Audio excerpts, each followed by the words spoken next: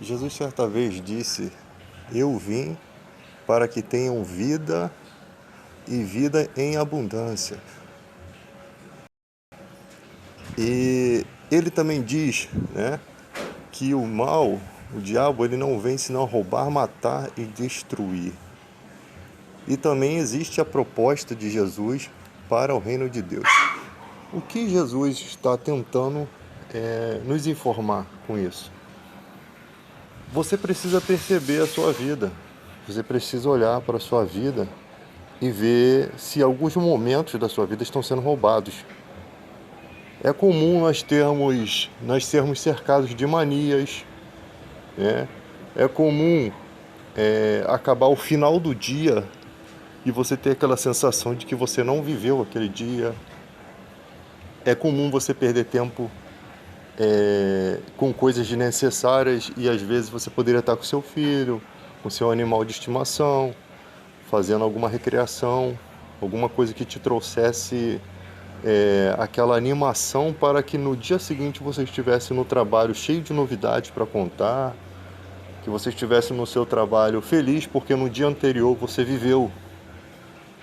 É comum no século em que nós vivemos, e os dias são maus, né? Como diz Jesus, para a gente não andar ansiosos pelo que é a vez de comer, pelo que é a vez de vestir, porque o Pai sabe que nós necessitamos de tudo isso, né?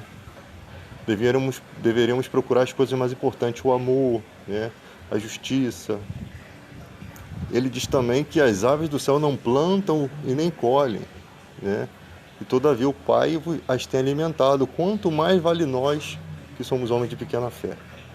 Então são palavras que a gente precisa colocar em prática na nossa mente todos os dias, porque a internet rouba boa parte da vida das pessoas.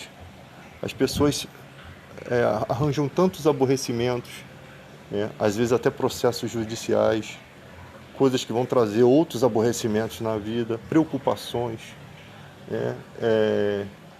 Aquela sensação de que você às vezes fala alguma coisa que não deveria falar e ali vem ameaças, processos, coisas que não te deixou dormir, né?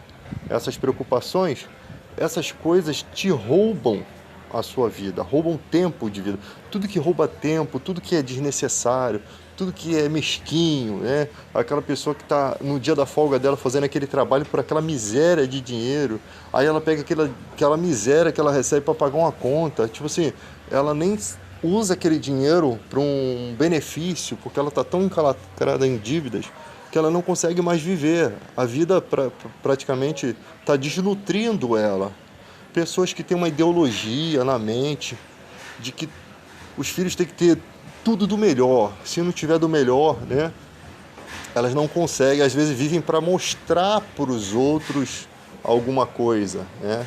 Elas não vivem mais para elas. Não digo que você não possa comprar o melhor para seus filhos, mas eu digo que pessoas que são escravas desse tipo de pensamento. Então, quando há uma proposta de vida abundante, de um reino, e esse convite de Jesus, porque o Evangelho é um convite, ele não é uma obrigação, ele não é uma imposição, né? Ele mostra que vinde a mim os que estão cansados e sobrecarregados, cansados e oprimidos do diabo. O diabo cansa, oprime. Ele tem uma forma de agir nesse mundo que eu não estou aqui para obrigar você a acreditar no que eu acredito, né? No que a Bíblia nos ensina e que os cristãos todos acreditam. Ele tem uma forma de oprimir muito além do que a gente possa imaginar. Então, você pode ter tudo na sua vida e não ter felicidade. Simplesmente seus filhos serem um aborrecimento na sua vida. Não que você quer o fim dos seus filhos, mas os seus filhos podem ser um aborrecimento tão grande que você nem tem motivação de vida. Eu ouço relatos de pessoas que odeiam seus filhos, tá? Que o amor se transformou em ódio. Olha que situação. Então essas pessoas precisam sair dessa dimensão aqui do real, né, de pararem de lutar contra a realidade e entrar na luta espiritual e meditar, em deixar na mão de Deus que Ele é o justo juiz e em acreditar que Ele pode mudar todas as circunstâncias e que ele vai dar o desígnio certo no final das coisas. Então, essa pessoa precisa entender que ela precisa sair dessa dimensão. E Jesus fazia isso no Monte das Oliveiras. Ele saía de todas aquelas frustrações, fugia das pessoas e ia para um lugar reservado com Deus. É. E às vezes esse lugar reservado com Deus também não é só um pensamento elevado a Deus, pode ser um pensamento elevado à sua própria vida, fazer um balanço da sua vida toda, né? Como está a vida financeira, o que eu preciso mudar, meus filhos precisam de plano de saúde, o mundo, os hospitais públicos são uma porcaria. Eu preciso mudar isso, eu não posso ficar a vida toda dependendo da sorte, entende? Então você começa a pedir a Deus para que as coisas possam modificar nesse sentido. Porque orações que são da vontade de Deus são orações que realmente vai trazer coisas boas para a sua vida. São orações que Deus atende porque são coisas boas, são coisas que elas não vão te causar tropeços, tá? São coisas que você está pedindo a Deus por melhoras. Não que o Evangelho seja só isso, como algumas igrejas propõem, de a pessoa aí tem que fazer para poder receber. Não, não. Eu sempre falo, Deus é Deus de todos. Ele não é Deus de uma minoria ou de uns, tá? Quem quiser buscar a Deus, ele atende de formas totalmente diferenciadas, mas isso não se torna regras de fé. Tá? Essas formas como a Bíblia fala, Deus é recompensador dos que o buscam. Ou seja, por ele ser um pai bondoso, ele não vai negar as suas bênçãos porque a pessoa está vivendo assim ou assado. Não. A parábola do filho pródigo é uma explicação totalmente espiritual sobre isso. De um pai que sabe que o filho foi para o caminho errado, mas ele não está disposto a jogar na cara do filho as coisas que ele seguiu. Ele está disposto a acolher aquele filho e fazer daquele filho alguém melhor. E o que ficou dentro de casa estava mais amargurado. Ou seja, a história se inverte. O que estava no pecado consegue achar o arrependimento, consegue achar conforto, consegue ser perdoado, consegue mudar de vida para sempre, e o que está dentro da casa não consegue perdoar, fica cheia de amargura. Isso daí parece uma combinação das duas faces do ser humano no mundo. O que está no erro, mas ele aceita o perdão, ele aceita a mudança, e aquele que está aqui não está tocando no erro, não está profundamente no pecado, mas está profundamente amargurado. O processo dele é um processo interior de cura, não um processo exterior como era o do filho que estava perdido na carne. Então, tem dois filhos, um que internamente está modificado para o bem e um que e também externamente, né? E outro que não estava no pecado externo, mas internamente dentro dele ele não conseguia perdoar, ele não conseguia encontrar o amor, ele não conseguia encontrar a razão, ele não conseguia ver o amor de um irmão. Isso é uma mensagem muito forte do Evangelho, porque a gente precisa raciocinar sobre todas essas questões. Não adianta você ficar na internet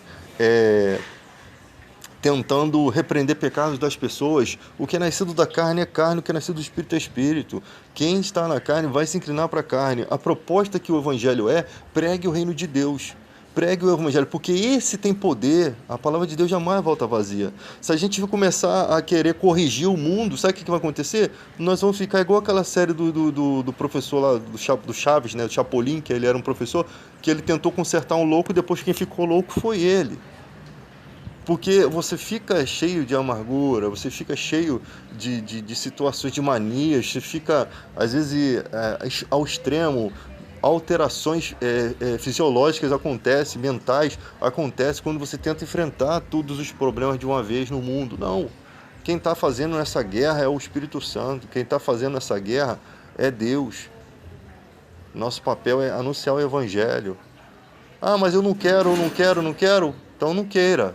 Você é livre. As pessoas são livres.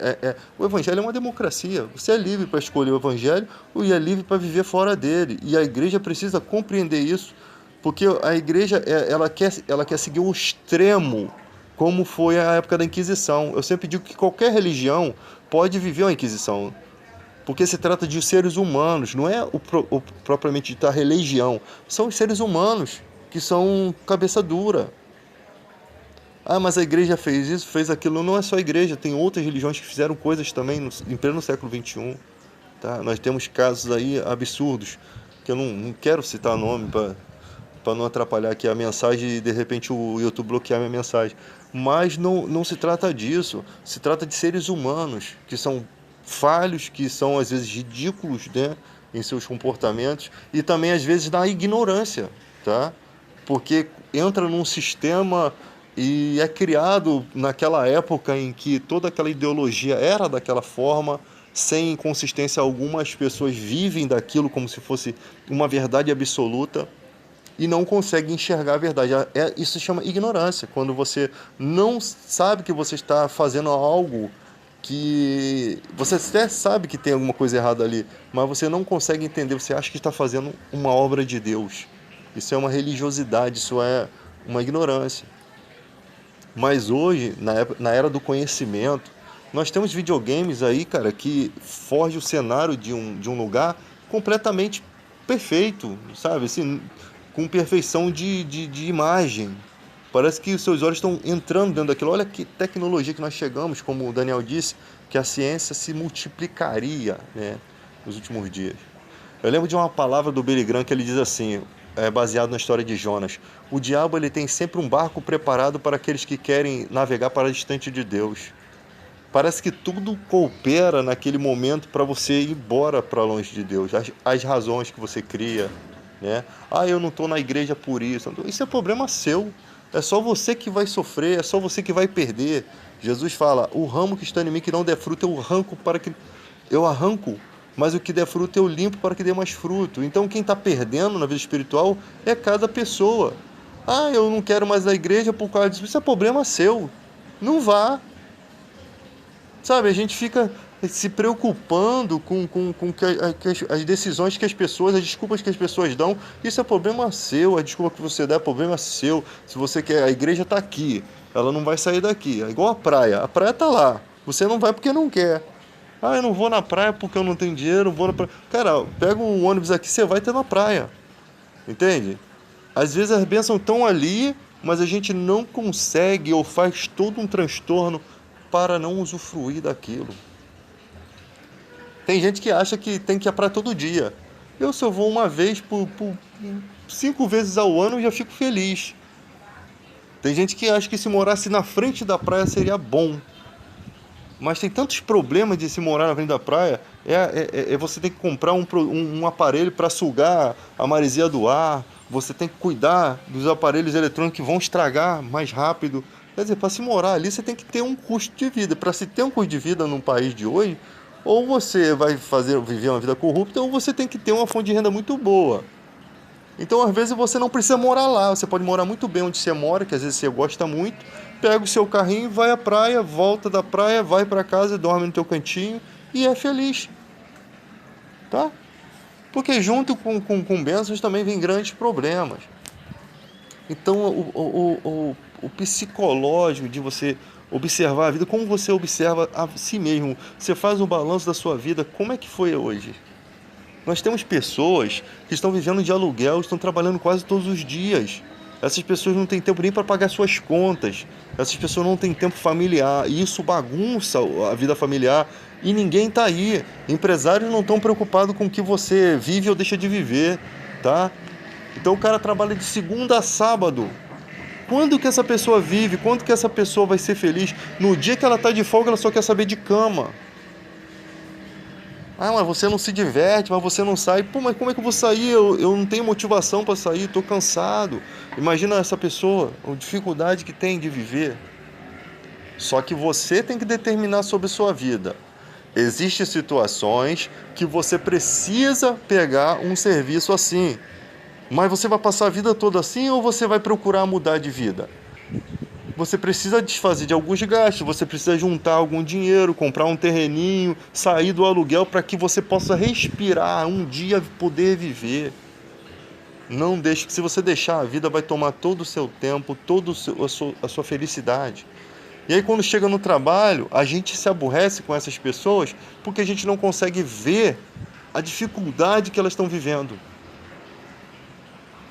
A gente não consegue entender a frustração do outro. Por isso que quando Jesus manda a gente amar os nossos inimigos, que a gente não consegue entender a frustração do outro. Aquela pessoa, ela chegou naquele limite por N situações, N motivações. Às vezes existem pessoas que já foram pessoas muito bondosas e se tornaram pessoas perversas, pessoas ruins.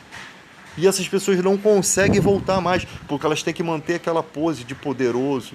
Elas têm que manter aquela pose na frente dos outros para não demonstrar fraqueza. E qualquer pessoa ligada a ela que demonstra alguma fraqueza é motivo de ódio, às vezes até na família. Então, gente, nós precisamos entender o perfil do alheio, o perfil do nosso semelhante, para que a gente possa conseguir transmitir o amor no momento certo. Porque o amor é a maior transmissão. Jesus disse assim: se vocês só amam os seus amigos, o que vocês estão fazendo de bom? Até as pessoas ruins fazem isso. Amam os seus. Você não está fazendo nada de diferente, nada que possa mudar nada. Você tem que amar a todos. Jesus foi lá na casa de Zaqueu contra todas as pessoas que tinham uma visão ruim de Zaqueu. Quando Jesus sai da casa de Zaqueu, Jesus não manda Zaqueu fazer nada. Ele toma uma determinação. A partir daquele dia, as coisas que ele conversou com Jesus mexeram com o coração dele. E quando você mexe com o coração de uma pessoa, já era. Às vezes uma palavra que você fala para aquela pessoa pode mudar ela para o bem ou para o mal. Tá? Uma palavra que você dá ali que quando vem de Jesus, que transmite bênção, né? Transforma a vida do Zaqueu. Ali ele, hoje mesmo, se eu defraudei alguma coisa, eu vou restituir de acordo com a lei 4 vezes mais e vou doar metade dos meus bens aos pobres. Imagina Zaqueu chegando em casa, se a mulher dele fosse da mesma onda que ele, ela ia ficar irritada, Zaqueu já ia arrumar um problema. Você sabe que às vezes você tem filhos que tá tudo bem com a sua vida errada, mas quando a sua vida começa a querer ficar certo, eles logo viram rebeldes. E tem aquele filho que vê que você está todo errado e fica contra você. E ele é a ovelha negra, quando na verdade você que é a ovelha negra, que você está errado. Ele não consegue, ele tenta mostrar para você que a sua atitude está errada, ele não vai aceitar aquilo. Isso se chama personalidade forte. Tem gente que a personalidade das pessoas é assim: está tudo bem, estou ganhando, estou vivendo bem, não me importa que, sabe, tipo assim, igual o patrão, estou ganhando, estou vivendo bem, estou aqui, eu não me importo com aquele funcionário lá. Se ele está dando problema, tira ele, manda embora. É assim. A gente tem 1 milhão de gente esperando na fila para trabalhar. Mas uma pessoa que é correta chama para conversar. O que está acontecendo com você? Ela vê que ali tem uma pessoa bem boa, uma pessoa que soma na empresa dela. Ela ali não quer perder aquela pessoa e ajuda aquela pessoa a mudar. É lógico que só palavras não muda, né? Dinheiro também é bem-vindo, né? Alguns acertos também é bem-vindo. Então, o salário do cara, tipo assim, o cara faz um trabalho que vale 2.500, o cara tá ganhando 1.000. Mano, não vai ter conversa que vai mudar aquilo, mano. Mas, se aquela pessoa está vivendo bem com 1.000, você consegue mudar aquela conversa. Agora, do contrário, vai ser sempre problema. As pessoas querem superfaturar aqueles que Deus ama. As pessoas querem lucrar sobre o ser humano, gente. Aquilo que Deus ama. O reflexo vai vir sobre a sua vida. Você tem que ver pessoas como seres humanos. Você não pode ver como máquina, como catracas de um relógio. Você tem que ver elas como seres humanos. Você tem que abençoá-las. Porque quanto mais você abençoar, né, dai e dar-se-vos-á, boa medida, recalcada, sacudida vos darão. Com a mesma medida que você medir, também vos medirão. Às vezes o cara é empresário riquíssimo assim, mas tem ali as suas dificuldades e ele começa a ser um abençoador. Sabe o que acontece? As portas que nunca se abriram na vida dele começam a fluir de um jeito, porque Deus vê aquela situação: olha, esse meu servo aqui está querendo, ele realmente está querendo fazer o bem. E Deus é assim porque quando ele institui o dízimo na lei dos judeus, ele institui para que as pessoas viessem ajudar os órfãos e as viúvas. Através daqueles recursos, Deus coloca eles numa associação, tá? Associação, que o dízimo ali é como se fosse uma associação de Deus. Ou seja, as pessoas de bem, elas são dizimistas ali, né, naquela época, que ali era uma obrigação que estava na lei, o dízimo. Então, quando pararam de dar o dízimo, estão roubando a Deus. Na época dos israelitas, o dízimo como sendo lei e obrigação, tá? Não os dias de hoje, como tentam usar aí. Então, eles Deus coloca mostrando a sua justiça. Então, quando o cara levava o seu dízimo, ele estava fazendo a justiça de Deus. Ele estava operando a justiça de Deus para a humanidade, mostrando como Deus é, a preocupação de Deus com órfãos e viúvas. Que sempre E isso faz com que as pessoas consigam enxergar o amor de Deus. Entende? Por quê? Porque suas leis são justas. É pelas leis justas. Então, quando uma pessoa fala assim, mas por que Deus fez o fruto lá no jardim? Olha, eu não sei. Eu só sei que Deus é amor. Eu não sei, como Paulo diz, a loucura de Deus é mais sábia que o homem. Então, eu não sei por quê. Eu não vou dar resposta pelo que eu não sei. Agora, o que Jesus diz que Deus é amor. Então, eu acredito em Jesus, que é a expressão exata de Deus, aquele que morreu por nós. Então, Deus é amor e pronto. Eu não quero saber. Vai que isso aqui é uma ilusão. E depois eu vou ficar com cara de tacho lá, na frente de Deus. Ué, mas você estava vivendo no GTA e eu continuo sendo amor. E você um inútil, porque você não acreditou. Então, Deus é cheio de surpresas.